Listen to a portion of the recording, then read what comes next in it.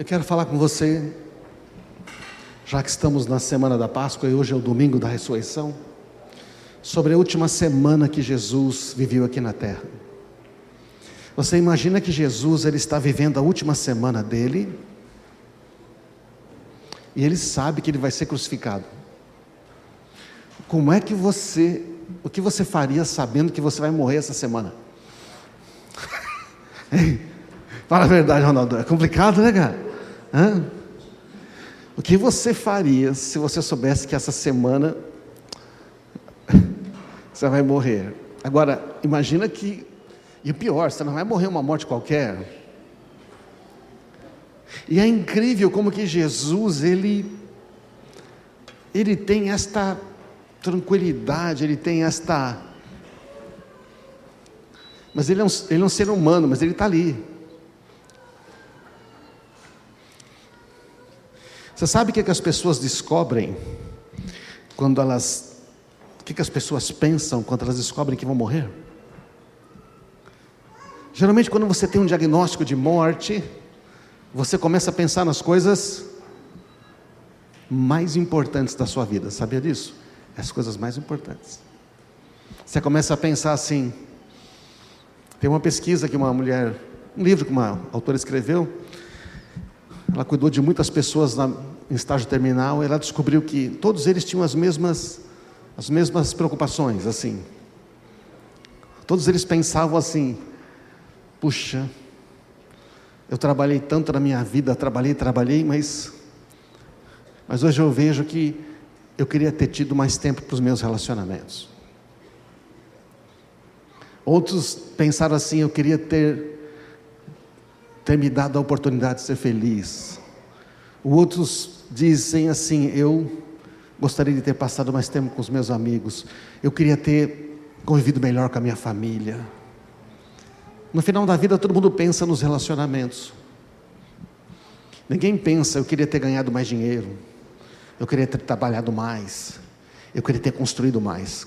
Quando chega no fim da vida, as pessoas se lembram dos seus relacionamentos. Porque é isso que é importante, né? Porque nós vamos levar para a eternidade são os nossos relacionamentos, nossos vínculos. As obras que vamos levar para a eternidade é aquilo que nós fizemos aqui. Então, é interessante, né? Agora Jesus aqui está na última semana, e eu quero falar com você, relembrar os fatos que aconteceram rapidamente, porque às vezes a gente lê a Bíblia e esquece que tudo isso aconteceu na última semana. Então, por exemplo, no domingo passado, se hoje é o domingo de Páscoa da Ressurreição, domingo passado é o que a Igreja Católica chama de Domingo de Ramos, não é isso não? No domingo passado, Jesus entra na cidade de Jerusalém, e ele entra montado num jumento, e todo mundo cantando hosanas, glória àquele que vem em nome do Senhor, e estendendo ramos no chão, e estendendo as suas vestes. Olha lá. Isto aconteceu para se cumprir o que foi dito por meio da palavra do profeta: digam ao povo de Sião, vejam, o seu rei se aproxima, ele é humilde, vem montado num jumentinho, cria de jumenta. E grande parte da multidão estendeu seus mantos ao longo do caminho, diante de Jesus, e outros cortaram ramos das árvores, espalharam pelo chão, e as pessoas, tanto que iam à frente como as que seguiam, gritavam: Hosana ao filho de Davi, bendito é o que vem em nome do Senhor, hosana no mais alto céu, salvação nas alturas, o Salvador. Que entrada linda, não é verdade? Só que dentro dessa multidão não estão os religiosos, né? Dentro dessa multidão não estão os fariseus. É interessante que as pessoas que mais conheciam a Bíblia naquela época, que seriam capazes de discernir rapidamente que Jesus era o Messias, esses não estavam dando glória a Ele. Então o que acontece? Na segunda-feira, diz o texto, são vários textos. Na segunda-feira, Jesus vai até o templo, e sabe o que ele faz? Ele vai lá, e pela segunda vez, é a segunda vez que ele faz isto, né? Ele tinha feito no ano anterior, ele faz nesse ano também. Ele vai, chuta ali literalmente chuta o pau da barraca. Na verdade não, ele expulsa aqueles caras que vendiam pombas, animais, porque era um esquema de levantar dinheiro, patrocinado pelos sacerdotes. Dentro do templo só valia o dinheiro do templo, então você tem que trocar o seu dinheiro. E aí sabe como é que é, né? O câmbio em Jerusalém, na época da Páscoa, câmbio em Jerusalém na época da Páscoa é pior que a alta do dólar no pico. É ali, os caras tirando dinheiro das pessoas. Então Jesus fica indignado, chuta tudo e diz assim: meu templo será chamado casa de oração, mas vocês a transformaram no esconderijo de ladrões. Esquemas. É lógico que o templo precisava de dinheiro para ser mantido, mas para isso tinham dízimos e ofertas. Mas acontece que tinham esquemas de dinheiro. Esquema aqui, graças a Deus a gente não vê mais esquema de dinheiro nas igrejas, né, irmãos? É uma coisa que... Ainda hoje a mesma coisa. Quanta gente entrando em esquema, quanta gente perdeu dinheiro agora no esquema de criptomoedas em que muitos cristãos entraram. Dinheiro rápido, fácil, você não precisa fazer nada, rende 5%, 10% ao mês. Onde? O que eu já vi de cristão caindo em pirâmide por causa do dinheiro fácil. Então continua a mesma coisa. Jesus então faz isso. Quando ele volta para Betânia, ele está hospedado em Betânia, ele vê uma figueira e está com fome, ele vai lá pegar uns figos, e a figueira não tem figos. Ele fala assim: ninguém mais coma fruto de ti. E a figueira seca. Isso ilustra uma coisa interessante. A figueira sem frutos fala daquela religião morta, daqueles homens que conheciam Bíblia, fariseus, tudo, mas eles manipulavam o povo. Eles parecem que tinham frutos, tinham aparência de alguma coisa. E Jesus disse: ninguém mais coma fruto de ti. Jesus está encerrando a época da velha aliança, onde aqueles que diziam conhecer a Deus manipulavam os que não conheciam para benefício próprio. Na manhã seguinte, quando eles voltam na quarta-feira, está seca, está totalmente seca. Como secou Jesus tão rápido? E ele fala: se vocês tiverem fé como grão de mostarda, vocês vão dizer para esse monte: sai daqui, joga no mar, e vai acontecer. E é nesse contexto que Jesus diz, está na última semana. Então o que acontece? Lá pela quarta-feira, alguns dizem que assim, na terça-feira, ainda na terça-feira, agora, Jesus, é um dia tenso para Jesus. Ele começa a debater com os religiosos, porque está cheio de religiosos em Jerusalém. Os caras mais inteligentes da lei estão lá, e aí eles começam a cercar Jesus e começam a bombardear de perguntas, porque Jesus tem que tropeçar em alguma coisa para eles poderem justificar a remover Jesus do templo, justificar a matar Jesus. Embora os judeus não pudessem matar ninguém, e por isso que eles usam os romanos. Você sabe que na verdade a lei judaica não permitiria matar, mas eles usaram os romanos para isso. Então eles questionam a tua autoridade de Jesus, falam: por que você faz essas coisas? Com que autoridade? Ele fala: eu também vou fazer uma pergunta. O batismo de João era de Deus ou dos homens? E os caras pensaram assim: se falar que o batismo de João era de Deus, vai perguntar por que não cremos. Se falar que é dos homens, o povo aqui vai dizer: pô, mas ele é profeta. Vamos falar que a gente não sabe, não sei. Jesus fala: também não vou dizer para vocês com que autoridade faço essas coisas. Porque na verdade, se os fariseus respondessem a pergunta, eles tinham que dizer que Jesus faz estas coisas pela autoridade do Pai que foi dado a ele, amém? Mas eles não querem reconhecer Jesus, porque eles têm uma posição, tem que ser eles. Então vem um outro e pergunta numa outra armadilha: é lícito pagar imposto para César? E Jesus fala: seus hipócritas querem pegar uma armadilha? Cadê a moeda do imposto? Aí, a cara de quem está aí? Esse texto está de onde? De quem é a cara? De César. E a inscrição é do Império Romano. Então dá a César o que é de César, a Deus o que é de Deus. Eles ficam mudos. E vem mais um que fala que não existe ressurreição. Uma mulher morreu, casou com outro, depois o cara morreu, ela casou com outro. Uma mulher casou com 7 pessoas. Lá na eternidade ela vai ser marido de quem? Se ela ficou viúva e casou com 7. E Jesus fala para eles o quê? Errais, não conhecendo as Escrituras nem o poder de Deus. É aí também que ele diz isso. Fala: vocês não entendem. Se Deus é o Deus de Abraão, Isaque e Jacó, e Ele é Deus de vivos e não de mortos, então eles estão vivos, portanto a ressurreição existe. Acabou com eles. E aí vieram uns outros. Não, nós vamos pegar Jesus. Mestre, qual é o grande, maior mandamento da lei? Tem 600 e poucos mandamentos. Ele fala, o grande maior é amarás a Deus de todo o coração, de todo o seu entendimento, de todas as suas forças. E o outro, tão importante e de igual peso é, amarás o próximo como a si mesmo. Disso depende a lei e os profetas. Se você quer obedecer à lei, você precisa amar a Deus e o próximo. Ficaram tudo mudo. E aí ele fala, eu vou fazer uma pergunta. Jesus fala, posso fazer uma pergunta para vocês? Pode. Ora, se Davi disse, de quem é filho o Cristo? Eles responderam, o Cristo é filho de Davi.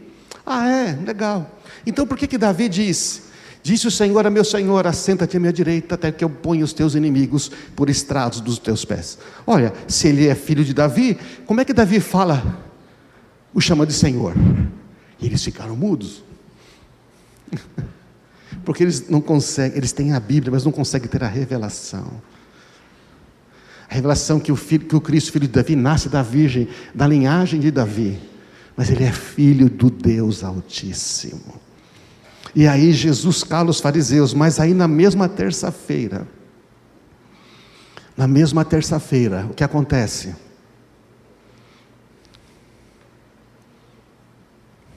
Acontece que alguns judeus tinham ido adorar em Jerusalém, uns gregos. Entre os que tinham ido adorar a Deus na festa da Páscoa estavam alguns gregos. Eles se aproximaram de Filipe. Os gregos não têm contato com os judeus. Eles se aproximaram de Filipe, que era de Betsaida, e aí então eles, com um pedido, Senhor, queremos ver Jesus. Até agora Jesus só está entre os judeus, entende? Mas aparecem os gregos e falam, queremos ver Jesus.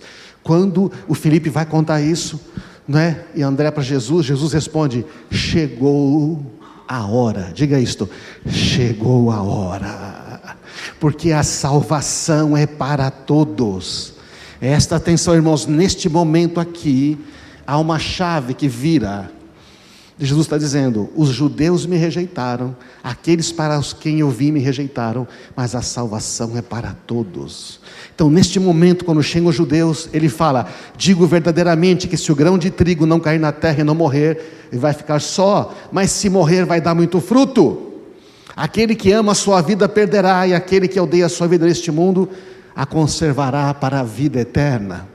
E Jesus ainda diz, quem me serve precisa seguir-me, e onde estou meu servo também estará. Aquele que me serve, meu Pai o honrará. Jesus está deixando claro o que vai acontecer. E aí, olha que interessante, ele diz assim, e agora meu coração está perturbado?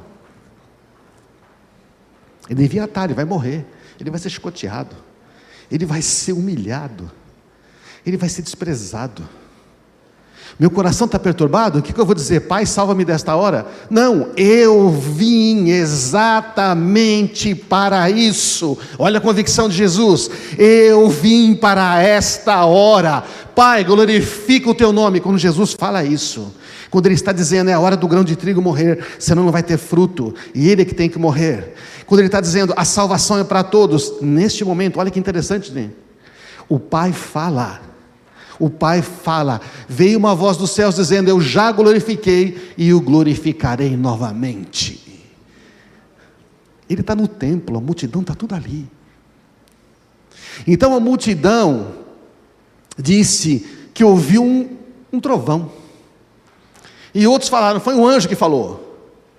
E Jesus disse, essa voz veio por causa de vocês e não por minha causa. Não é interessante isso?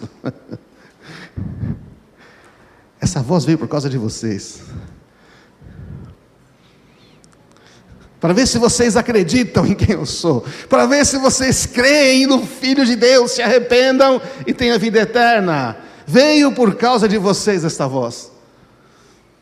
Chegou a hora de ser julgado este mundo, e será expulso o príncipe deste mundo. Olha que coisa maravilhosa, gente. Vai ser julgado, olha, vai ser julgado o príncipe deste mundo. E você vai ver que Jesus aqui é julgado por 7 interrogatórios, 6 interrogatórios. Jesus fala, o príncipe desse mundo vai ser julgado, e ele vai ser expulso. expulso. Então, quando eu for levantado da terra, atrairei todos a mim, disse Jesus. Ele disse isso para explicar, para indicar o tipo de morte que iria vir a sofrer. Veja, Jesus não vai sofrer uma morte comum. Jesus não vai simplesmente morrer na cruz como um outro ladrão.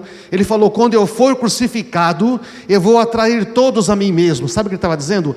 Quando eu estiver na cruz, eu vou atrair toda a humanidade a mim. É por isso que Paulo diz: estou crucificado com Cristo e vivo, não mais eu. Então, a crucificação de Jesus, ele assume o nosso lugar. Então, nós fomos crucificados juntamente com Cristo, porque Ele atraiu a Ele. O que Ele atraiu? Todas as culpas nossas, toda a condenação da humanidade, todas as consequências dos pecados, presentes, passados e futuros, toda a natureza egoísta e maligna, Ele atrai sobre Ele mesmo. Ô gente, você entende que morte Ele vai morrer? Não. Por isso que a Bíblia diz: um morreu por todos, logo todos morreram, porque Ele atraiu lá na cruz. Então, no final, a multidão falou. A lei nos ensina que o Cristo vai permanecer para sempre.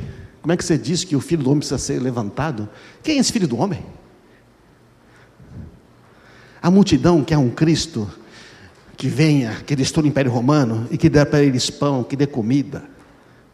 Você sabia que depois que Jesus fez o segundo milagre dos pães, o pessoal começou a ir atrás dele para arrumar pão, né? Ele falou assim: vocês estão atrás de mim porque vocês comeram os pães, eu curo os seus enfermos, mas vocês não querem obedecer os meus mandamentos. Não quer. Só quer ver o que Jesus pode dar.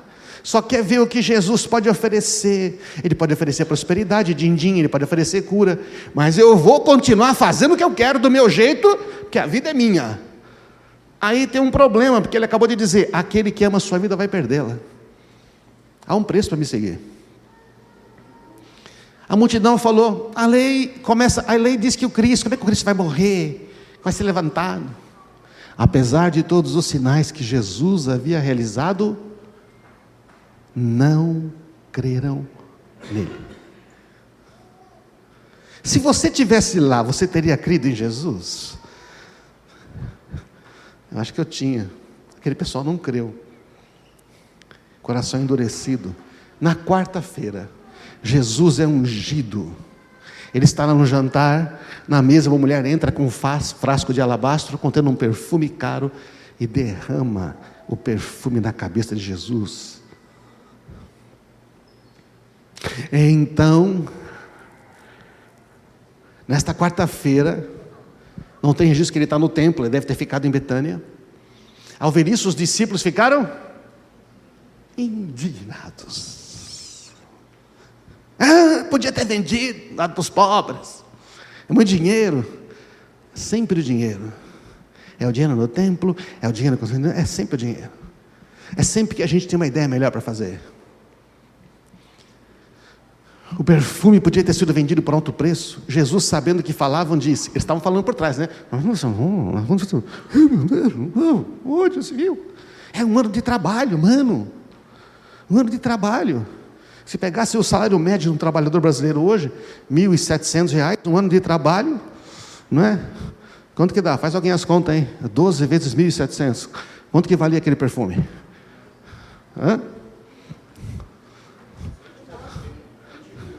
O Arnaldo vai fazer a conta exata aqui.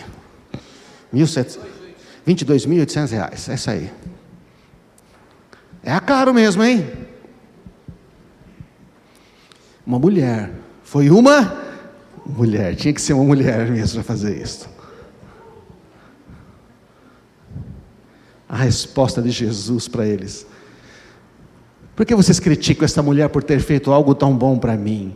Por que ninguém faz nada bom para Jesus? O pessoal só quer tirar de Jesus. Eles querem a bênção de Jesus. Eles querem comer. Ele quer comida, quer que multiplique o pão. Mas ninguém dá nada para Jesus. Esta mulher pega R$24.000 e pau!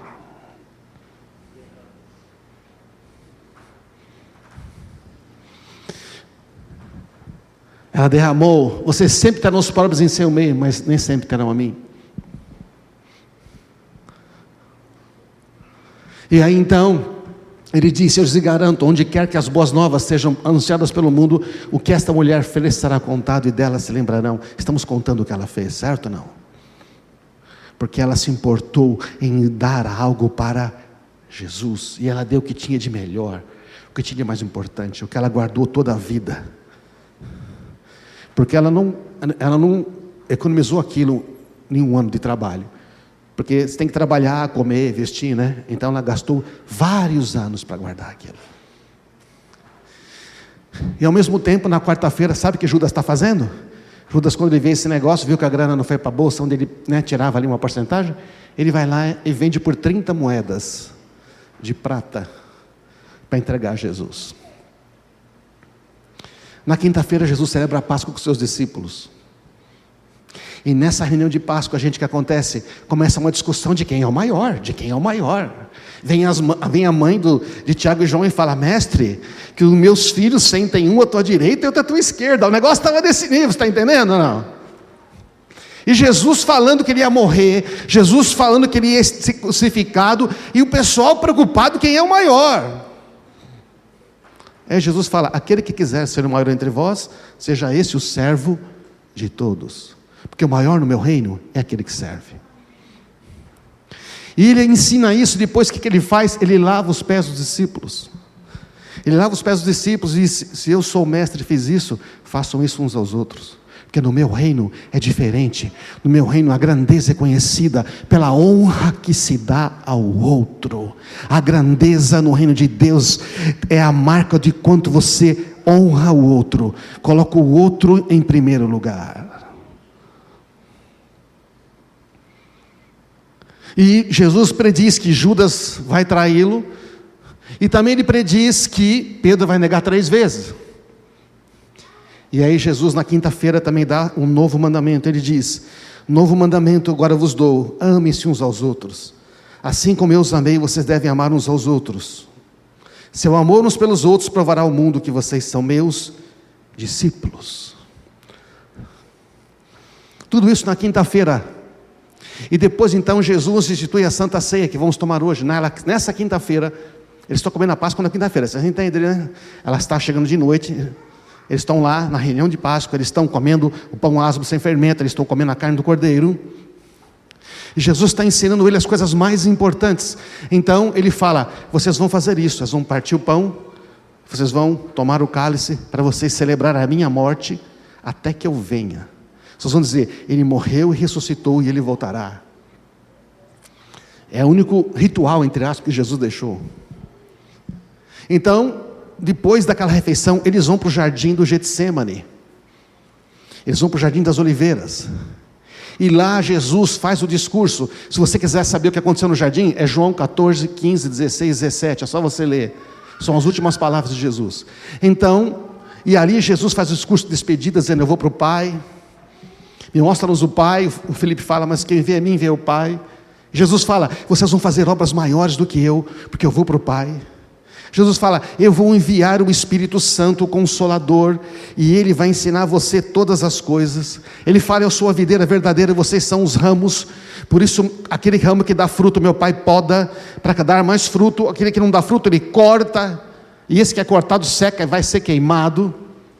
E Ele fala ainda em João 15: vocês são meus amigos, vocês não são meus servos. Tudo que eu ouvi do meu Pai eu contei para vocês. Vocês são meus amigos agora.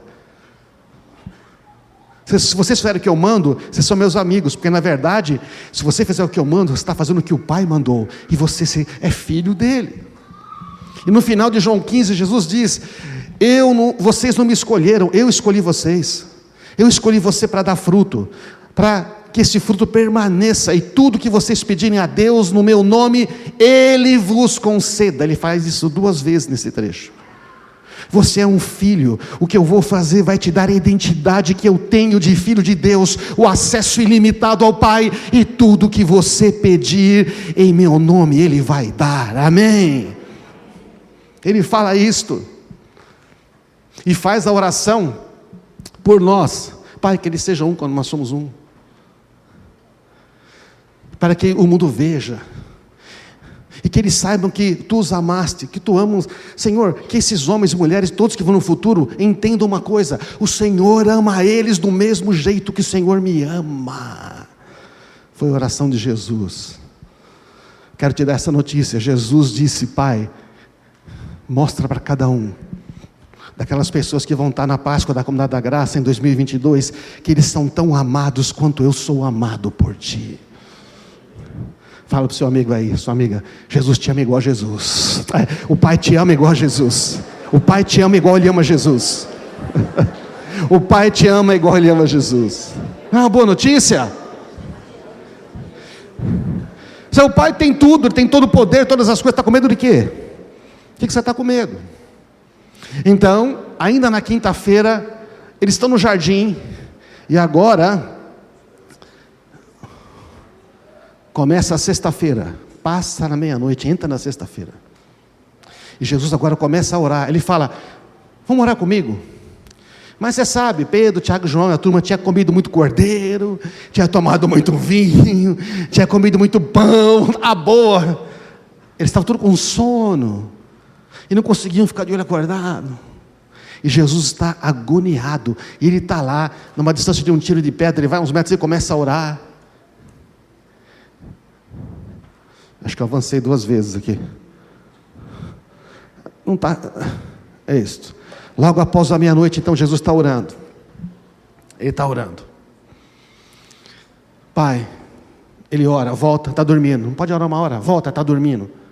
Ele fala: Pai, se possível, passa de mim esse cálice. Não seja feita, porém, a minha, mas a tua vontade.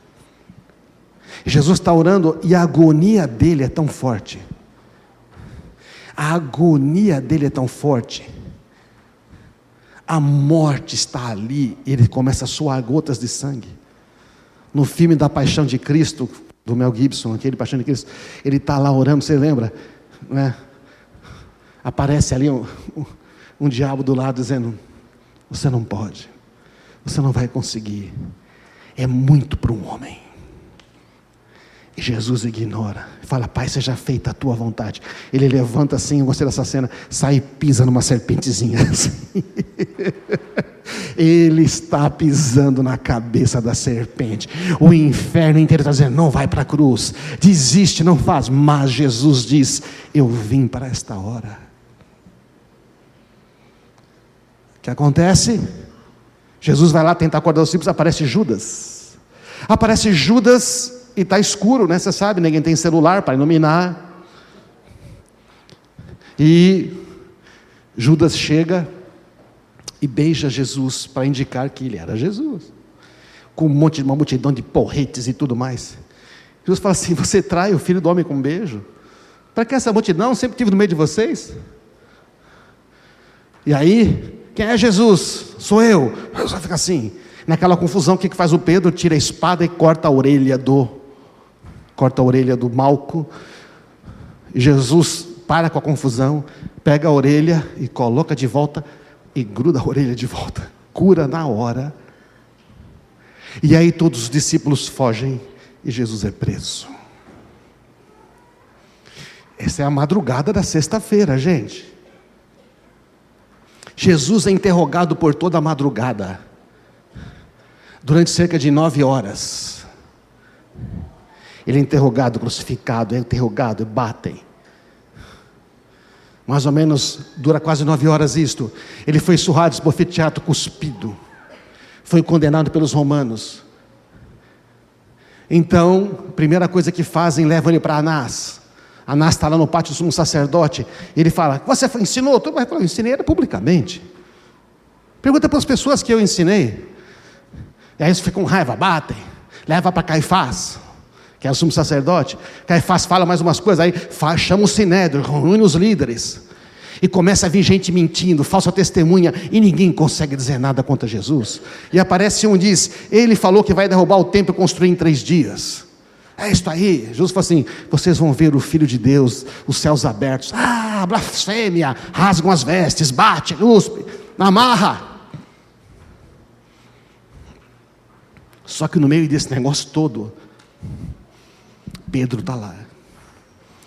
Pedro tem um conhecido, conhecia um cara, certo ou não? Lá da casa do sumo sacerdote, deixou Pedro entrar. Pedro entra e fala: você é Galileu? Não sou. Você estava com ele? Não. Na terceira vez, só que está acontecendo ali, ali o sinédrio e tudo, e Pedro está aqui, não é? E alguém fala: você estava com ele? Não, diz que ele fala uns palavrões. Sabe, eu imagino que quando ele fala uns palavrões assim, sabe aquele silêncio que faz de vez em quando? Diz o texto de Lucas 22, que Jesus olha para Pedro e o galo canta. Já imaginou? Gente, está lá em Lucas 22. Lucas 22.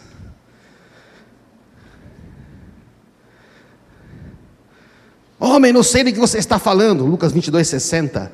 No mesmo instante o galo cantou e o Senhor se voltou e olhou para Pedro.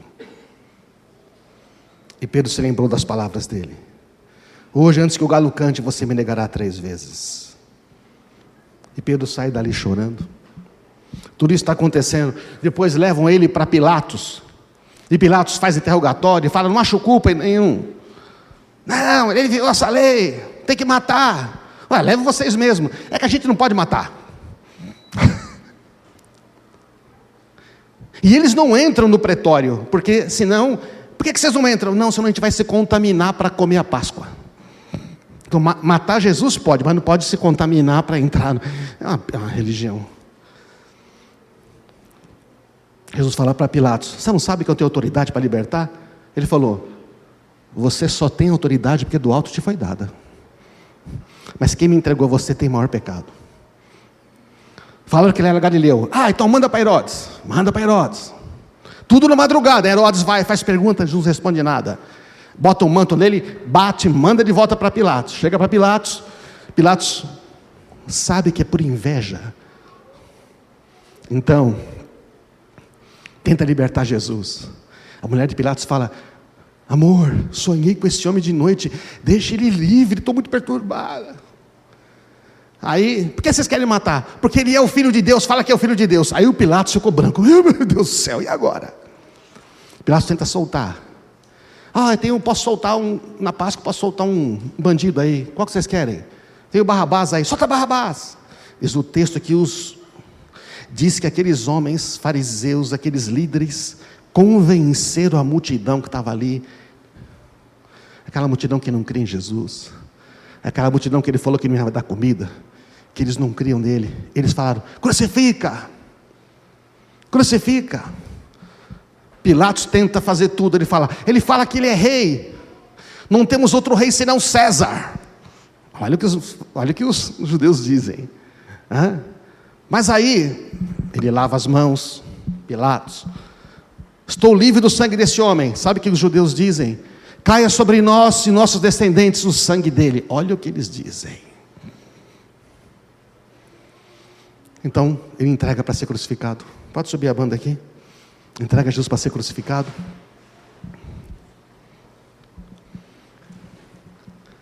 E Jesus então, Jesus é julgado aqui. Mas quem está sendo julgado é o príncipe deste mundo. Jesus falou: eu é que estou executando o juízo. Jesus é açoitado, coloca a coroa de espinhos nele, sofre carregando a cruz sozinho, é crucificado ao lado de 2 ladrões. Ele é crucificado às 9 da manhã. Ao meio-dia, trevas. A luz do sol desaparece ao meio-dia e faz trevas sobre a terra até às 3 da tarde, que é quando Jesus entrega o Espírito. Nessas 6 horas que ele está pregado na cruz, das 9 da manhã às 3 da tarde, Jesus está lá pregado na cruz. Os soldados sorteando a roupa dele. Ele está pregado nu na cruz. Pai, perdoa-lhes, porque não sabem o que fazem. Lucas 23, 34. Foi a primeira coisa que ele falou. Pai, perdoa. A segunda palavra de Jesus foi em resposta a um ladrão. Um estava amaldiçoando Jesus e o outro falou: ele não tem culpa, nós temos. Lembra-te de mim, Senhor, quando entrar no teu reino. Palavra de Jesus: ainda hoje você estará comigo no paraíso. Depois Jesus vê a sua mãe perto, e João, o discípulo, e ele disse: mulher, este é teu filho. E disse: e esta é sua mãe.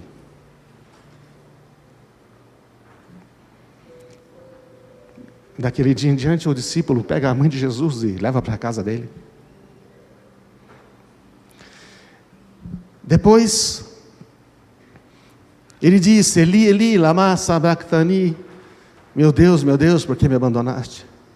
Por que Deus abandona Jesus? É porque Jesus agora atraiu para ele todo o nosso pecado. Ele atraiu toda a maldade da humanidade, a minha e a sua. Deus não pode estar com ele, porque o pecado está com ele. Aquele que não tinha pecado, Deus o fez pecado por nós, para que nele nós fôssemos feitos justiça de Deus. Agora Jesus está dizendo: todos os pecados estão aqui, o Pai não está ali. Jesus sabia que a sua missão havia terminado, e para cumprir as Escrituras, porque estava escrito: deram-me vinagre a beber. Então Jesus, para se cumprir as Escrituras, ele disse: tenho sede. E eles botaram vinagre na esponja, e Jesus, depois de provou, disse: está consumado.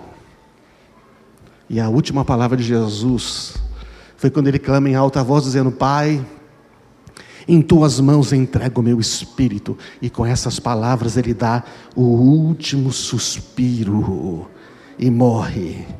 Nesse momento em que Jesus morre, um grande terremoto acontece. As rochas são fendidas, as tumbas nas rochas são abertas, e o véu do santuário, lá do templo de Jerusalém, o véu dos santos dos santos, só que não tem arca. Está vazio, a arca já tinha sido perdida. O véu é rasgado do alto para baixo. Deus rasga o véu daquele santuário, dizendo que acabou a separação entre eu e a humanidade. Não precisa mais de fariseus, de mestres de lei, de caras que manipulam pessoas. Eu posso agora falar com cada um dos meus filhos diretamente. O véu foi rasgado, acabou a separação, a barreira foi eliminada pelo sangue de Cristo. Agora nós podemos ter acesso a Deus. O véu é rasgado. Corpos de santos ressuscitaram, saíram dos túmulos.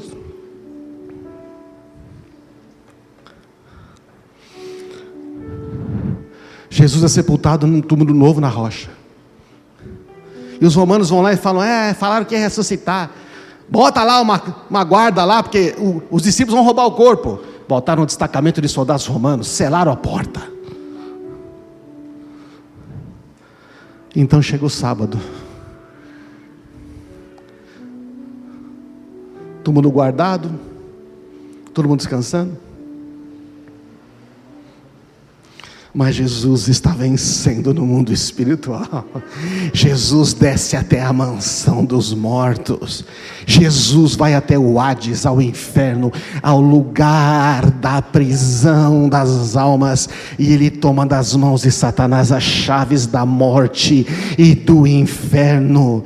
Ele tira toda a autoridade da morte. Ele tira toda a autoridade de Satanás. Ele tira toda a autoridade que alguém ainda poderia ter, e ele agora é o Senhor absolutamente de tudo. E no domingo, quando ele ressuscita, ele diz: toda a autoridade me foi dada nos céus e na terra. Amém. Vamos aplaudir a Jesus.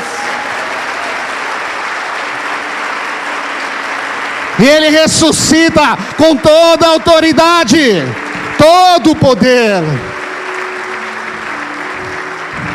Nem a morte pode segurar Jesus. E ele deu esta vitória para nós. Sabe por que ele fez tudo isso? Por você. Ele fez por mim, por você. No primeiro dia da semana, as mulheres vão lá, sempre as mulheres, elas vão lá. Bem cedo, Maria Madalena e outra Maria foram ao túmulo. Olha que legal esse relato. De repente houve um grande terremoto. Um anjo do Senhor desceu do céu, rolou a pedra da entrada e assentou-se sobre ela. Imagina a cena. E aí então seu rosto brilhava como um relâmpago, suas roupas eram brancas como a neve. Quando os guardas viram o anjo, tremeram de medo e caíram desmaiados como mortos. E os guardas estavam protegendo lá. Então o anjo falou com as mulheres: não tenham medo, sei que vocês procuram Jesus que foi crucificado. Ele não está aqui, ressuscitou como tinha dito que aconteceria. Venham, vejam onde o seu corpo estava. Você está entendendo que o anjo abriu o túmulo para as mulheres verem, não? Porque Jesus já não estava lá, não tinha que abrir porta para Jesus sair. Você está entendendo? Ele tem um corpo glorificado, ele aparece em qualquer lugar, ele pode comer, ele pode abraçar. Ele é Jesus Cristo, o Senhor. O anjo abre para mostrar que já estava vazio. E elas então saem correndo, contam para os discípulos, não é? Pedro vai até lá, não é? Os guardas são subornados, eles chegam lá: olha, o cara não está. Deram mais dinheiro para ele, não, fala que roubou. Fala que vocês estavam dormindo. Não, se a gente estivesse dormindo, a gente morre, né? Porque nós somos o guarda romanos, a gente não pode dormir. Não, mas conta aí uma mentirinha. Pedro e João correm ao sepulcro, não está lá. Jesus aparece a Maria Madalena, aparece outras mulheres. Jesus é esperto, gente, ele fala com as mulheres primeiro, porque a notícia ia espalhar muito mais rápido, amém? Então, porque os homens não acreditavam, ficaram duvidando. Jesus aparece a Cleopas e um amigo no caminho de Emaús. Tudo isso acontece no domingo. Jesus anda com eles. Lembra, o coração ardia, ele parte o pão e desaparece. Jesus aparece aos 10 discípulos, Tomé estava ausente.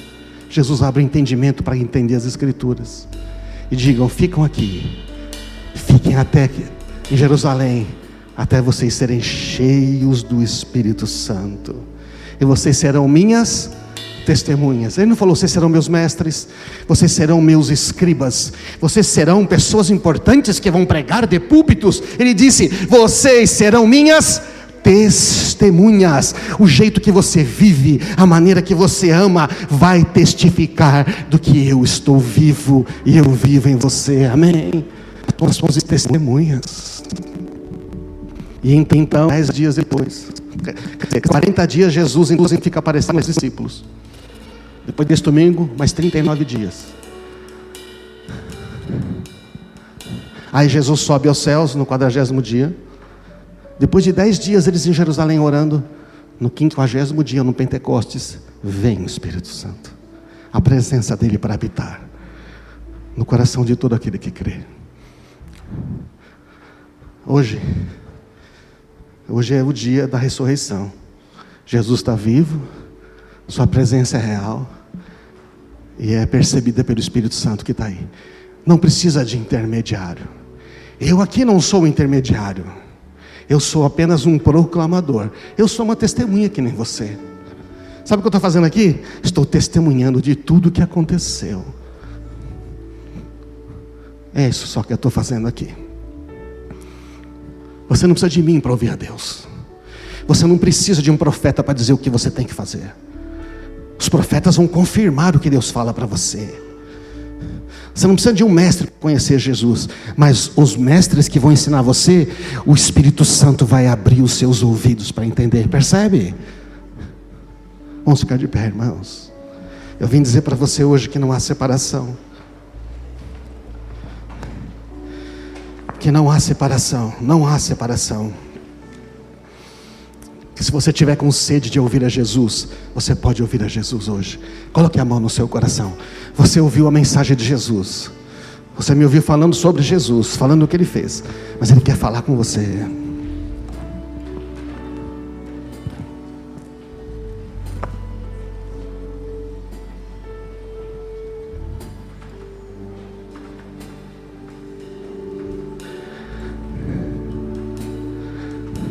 Você ouve Jesus? Você ouve Jesus?